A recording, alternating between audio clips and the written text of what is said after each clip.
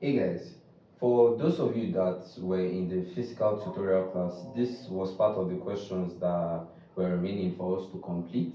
That's a question under your triangular prism, finding the minimum deviation. So if you look at this question, they said derive an expression for minimum deviation of a triangular prism in terms of your refractive index and the angle of the prism.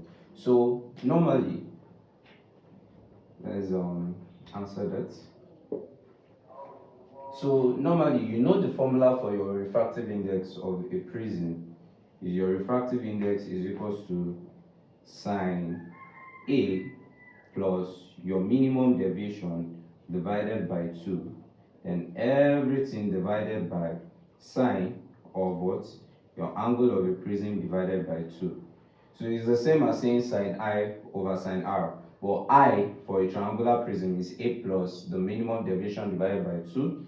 Then R is just A divided by 2. So you substitute them in the equation. So all they are asking you to do in this particular question is to make minimum deviation the subject of what? Formula. And how do you make subject of formula? The first thing is that you cross multiply. You take this sine A over 2 to multiply what? This refractive index. So you are going to be having refractive index times sine A over 2. Everything is equals to sine A plus dm over 2.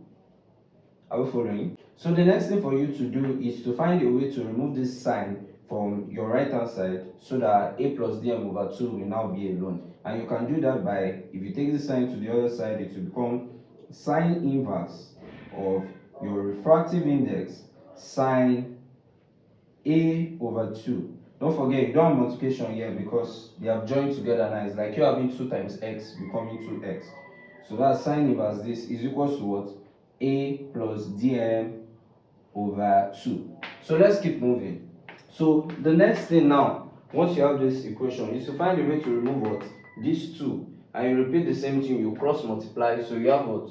2 sine inverse into brackets refractive index sine A over 2, then everything is equals to what? A plus what?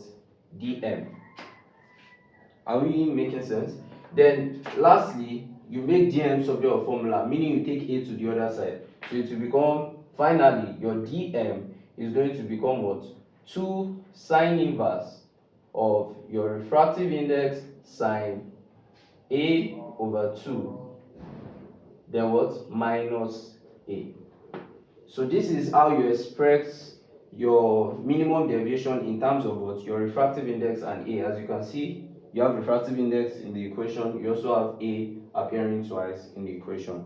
Simple as that. Then we go to the second part of the question. They said, show that for small angle A, dm is equals to, open your brackets, refractive index minus 1 multiplied by A. So there's something about small angles. If you have a very small angle, let's call the angle x, when you take the sine of that angle, you are still going to get a value similar to that small angle. Let's take, for example, you can try on your calculator, try sine 0.0005.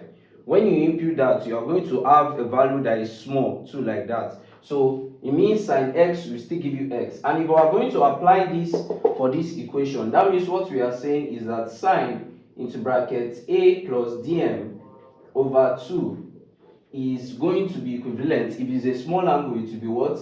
A plus dm over 2. You understand? And that means sine A over 2 will also be what? A, just what? A over 2.